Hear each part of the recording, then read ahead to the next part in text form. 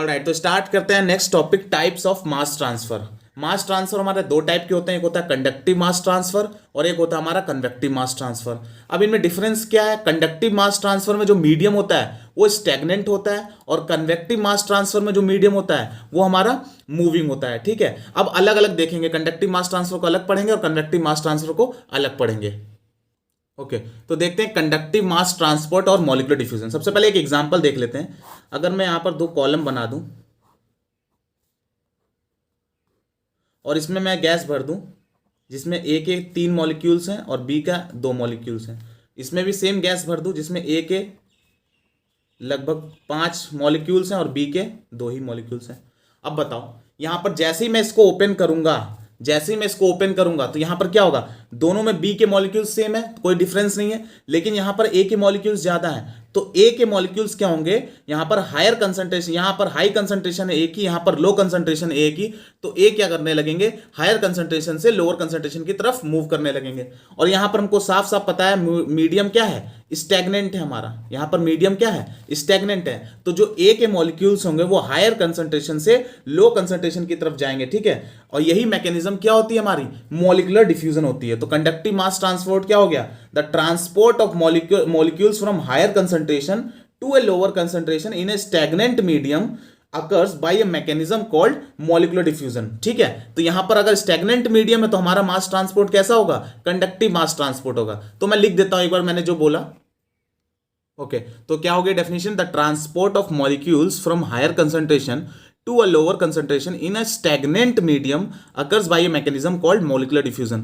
हम इसको conductive mass transport को मॉलिक्यूलर डिफ्यूजन भी बोलते हैं। तो मॉलिक्यूलर डिफ्यूजन क्या हो गया? Molecular diffusion is a slow process occurs due to random movement of molecules. तो कंडक्टिव मास ट्रांसफर हमारा बेसिकली इतना ही हम लोग को जानना है कि ये क्या होता है? स्टैग्नेंट मीडियम, अगर मीडियम तुम्हारा स्टैग्नेंट हो तो जो मास ट्रांसफर होता है वो होता है हमारा कंडक्टिव मास ट्रांसपोर्ट, और अगर तुम्हारा मीडियम मूविंग हो तो जो मास ट्रांसपोर्ट होता है वो हमारा होता है कन्वेक्टिव मास ट्रांसपोर्ट। ठीक है, तो अब समझते हैं कन्वेक्टिव मास ट्रांसपोर्ट क्या होता है। अच्छा, एक और बात, अगर तुम्हारा मीडियम लेमिनार है, स्टैग्नेंट और लेमिनार, फिर भी हमारा क्या होगा? कंडक्टिव मास ट्रांसपोर्ट होगा। और अगर तुम्हारा मीडियम, यहां मैंने लिख दिया है स्टैग्नेंट और लेमिनार, और अगर तुम्हारा मीडियम क्या हो? टर्बुलेंट हो, तो जो फिनोमिनन होगा उसको बोलते हैं हम एडी डिफ्यूजन। ठीक है, एडी डिफ्यूजन और टर्बुलेंट डिफ्यूजन। तो कंडक्टिव मास ट्रांसपोर्ट जो होता है, मॉलिक्यूलर डिफ्यूजन जो होता है वो होता है हमारा स्टैग्नेंट मीडियम में, नहीं तो लेमिनार फ्लो में। और अगर हम बात करें एडी डिफ्यूजन, वो किसमें होता है? टर्बुलेंट मीडियम में। ठीक है, तो इतना चलिए समझते हैं कन्वेक्टिव मास ट्रांसपोर्ट में क्या होता है। ठीक है, तो mass transfer occurring under the influence of motion in a fluid medium is called convective mass transfer. मैं पहले भी बता चुका हूं, जो मास ट्रांसफर होता है, अगर मीडियम में मोशन है, अगर मीडियम में मूवमेंट है, तो जो मास ट्रांसफर होता है उसको क्या बोलते हैं? कन्वेक्टिव मास ट्रांसफर बोलते हैं। जैसे एग्जांपल ले लेता हूं, अगर मैं एक बीकर ले लूं, उसमें बीकर या कुछ भी ले लो, उसमें अगर मैं एक लिक्विड भर दूं और उसमें मैंने एक शुगर डाल दिया, शुगर डिसॉल्व करने के लिए डाल दिया मैंने उसमें। अब क्या होगा? मैं उसको ऐसे ही छोड़ दूं विदाउट गिविंग एनी मूवमेंट, मैं उसको ऐसे ही छोड़ दिया। मैंने उसको, जैसे गिलास में मैंने चाय ले ली और चाय में उसमें मैंने शुगर क्रिस्टल डाल दिए और मैंने उसको छोड़ दिया, तो क्या बताओ कितना टाइम लगेगा यूनिफॉर्म कंसंट्रेशन होने में? All over the liquid, all over the चाय, कितना टाइम लगेगा? बहुत ज़्यादा टाइम लगेगा। पूरी कंप्लीटली यूनिफॉर्म कंसंट्रेशन होने में बहुत ज़्यादा टाइम लग जाएगा, क्योंकि वहां पर मूवमेंट जब तक नहीं दे रहे थे हम, जैसे ही मैं चाय में अगर स्पून से मैं मूवमेंट देता हूं तुरंत यूनिफॉर्म कंसंट्रेशन हो जाती है। मतलब इसका क्या साफ साफ यहां से पता चल रहा है कि rate of mass transfer is much more than rate of convective mass transfer is much more than rate of conductive mass transport. मतलब जैसे ही अगर हम मोशन दे रहे हैं तो रेट क्या हो जा रहा है? ड्रामेटिकली इंक्रीज हो जा रहा है। अगर जैसे ही मैं फ्लूइड में मोशन दे रहा हूं तो रेट क्या हो जा रहा है? ड्रामेटिकली इंक्रीज हो जा रहा है। तो इसका मतलब क्या है कि अगर हम ऐसे ही छोड़ देंगे तो बहुत ज़्यादा टाइम लगेगा, और अगर मैं उसमें मोशन ला दूंगा, मूवमेंट ला दूंगा, तो बहुत कम टाइम लगेगा यूनिफॉर्म कंसंट्रेशन होने में। तो देखते हैं क्या होता है। जैसे मैंने यहाँ पर एक क्रिस्टल को मैंने लिक्विड में डाल दिया, क्रिस्टल को लिक्विड में डिसॉल्व होने के लिए डाल दिया। अब क्या होगा? यहाँ पर ध्यान से देखना, जैसे ही मैं यहाँ पर क्रिस्टल डालूंगा तो जो वाटर जो कांटेक्ट में है इस क्रिस्टल के, जो वाटर इस क्रिस्टल के कांटेक्ट में है वो तुरंत क्या हो जाएगा? सैचुरेट हो जाएगा। किससे? शुगर से। सैचुरेटेड का मतलब समझते हो? सैचुरेट का मतलब होता है कि वो अमाउंट ऑफ वाटर जो हो कितना अमाउंट डिसॉल्व कर सकता है शुगर, तो मतलब अगर मैक्सिमम अमाउंट डिसॉल्व कर लिया तो मतलब क्या हो गया, सैचुरेट हो गया। तो जो यहाँ पर वाटर जो कांटेक्ट में है इस क्रिस्टल के, वो क्या हो जाएगा, तुरंत सैचुरेट हो जाएगा। जैसे ही मैं शुगर क्रिस्टल डालूंगा वो तुरंत सैचुरेट हो जाएगा, ठीक है। यहाँ पर इंटरफेस क्रिएट हो जाएगा। इंटरफेस क्या होता है, इंटरफेस होता है हमारा contact surface between two phases. ये बल्क लिक्विड फेज है और ये क्या है, सॉलिड फेज है। तो ये contact surface between two phases को क्या बोलते हैं हम, इंटरफेस बोलते हैं। और यहाँ पर ये क्या है, बल्क लिक्विड है।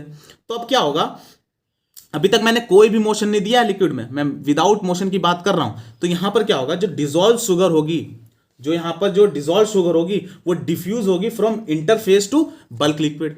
यहां से यहां पर कंसंट्रेशन ज्यादा है शुगर की, यहां पर बिल्कुल नहीं, जीरो है। तो जो डिसॉल्व शुगर होगी वो डिफ्यूज होगी from interface to bulk liquid. जो डिसॉल्व शुगर होगी वो इंटरफेस से बल्क लिक्विड में जाना स्टार्ट करेगी और बहुत धीरे धीरे जाएगी, क्योंकि नॉर्मल मॉलिक्यूलर डिफ्यूजन हो रहा है यहां पर, ठीक है। लेकिन ये तो प्रोसेस बहुत धीरे हो गया, कंसंट्रेशन यूनिफॉर्म आने में बहुत ज़्यादा टाइम लग जाएगा, बहुत ज़्यादा टाइम लग जाएगा। लेकिन जैसे ही मैं क्या करूंगा, यहां पर क्या करूंगा, स्टीयरिंग करूंगा, जैसे स्पून से मैं इसमें मूवमेंट दूंगा तो क्या होगा, इस लेयर की जो, अच्छा यहां पर पहले लेयर की थिकनेस ज़्यादा थी, ठीक है, हालांकि थिन लेयर बनती है लेकिन थिन लेयर में भी लेयर की थिकनेस काफ़ी ठीक ठाक थी, ठीक है। जैसे ही मैं मूवमेंट दूंगा तो इस लेयर की जो थिकनेस होगी वो डिक्रीज हो जाएगी। इस लेयर की जो थिकनेस हो वो पहले से डिक्रीज हो जाएगी और क्या होगा, मास ट्रांसफर हमारा बढ़ जाएगा, रेट ऑफ मास ट्रांसफर हमारा क्या हो जाएगा, बढ़ जाएगा और कंसंट्रेशन तुरंत ही यूनिफॉर्म हो जाएगी ऑल ओवर द लिक्विड, ठीक है, तुरंत यूनिफॉर्म कंसंट्रेशन हो जाएगी। मतलब क्या है कि जैसे ही हम इसमें मूवमेंट दे रहे हैं मीडियम में, तो यहां पर हमारा क्या हो रहा है, कन्वेक्टिव मास ट्रांसफर हो रहा है। जो थिकनेस है लेयर की वो कम हो जा रही है, मतलब जितना ज्यादा स्टीयरिंग होगा उतना ही ज्यादा हमारा क्या होगा, रेट ऑफ मास ट्रांसफर होगा। क्लियर इतना। तो इसको मैं अगर लिखने की बात करूं, मैंने लिख दिया है यहां पर, जो भी मैंने अभी एक्सप्लेन किया उसको मैंने समराइज कर दिया है। तो यहां पर क्या लिखा है मैंने, rate of mass transfer increases dramatically if there is motion in the medium. मैंने बताया अगर मोशन है तो वहां कन्वेक्टिव मास ट्रांसफर होगा, और कन्वेक्टिव मास ट्रांसफर जो रेट होता है कन्वेक्टिव मास ट्रांसफर का वो बहुत ज्यादा होता है कंडक्टिव मास ट्रांसफर से, ठीक है। तो यहां पर बेसिकली हो क्या रहा है, the water just in contact with crystal get saturated with sugar almost instantly. मैंने बताया कि जो वाटर कॉन्टैक्ट में है क्रिस्टल के वो तुरंत ही क्या हो जाता है, सेचुरेटेड हो जाता है और शुगर से, ठीक है। The dissolve sugar diffuses from the interface. जो जो जो यहाँ पर डिजॉल्व शुगर है, जो लेयर में जो डिजॉल्व शुगर है वो डिफ्यूज होगी थ्रू दी इंटरफेस। इंटरफेस क्या होता है, contact surface between two phases. From the interface to the bulk liquid, वहां क्या होगा, डिजॉल्व शुगर जो होगी, यहाँ पर जो ये डिजॉल्व शुगर है वो क्या होगी, तो from interface to bulk liquid में वो क्या होगी, डिफ्यूज होगी। क्लियर इतना। Through a thin layer of solution, जो ये थिन लेयर है इस of solution adhering to the crystal. यहाँ पर जो मैंने बताया यहाँ लेयर फॉर्म हो रही है क्रिस्टल के ऊपर क्या हो जा रही है, लेयर फॉर्म हो जा रही है। तो उसके थ्रू क्या होगा, यहाँ पर डिफ्यूजन होगा, यहाँ पर जो यहाँ पर इंटरफेस के थ्रू, यहाँ पर इंटरफेस से बल्क में डिफ्यूज होता है डिजॉल्व शुगर। क्लियर इतना। लेकिन जब thickness of film decreases, the thickness of film decreases if the steering rate is more rapid. अगर हम स्टीयरिंग कर दें उसमें लिक्विड में तो वहां पर क्या हो जाता है, जो फिल्म की थिकनेस वो क्या हो जाती है, डिक्रीज हो जाती है।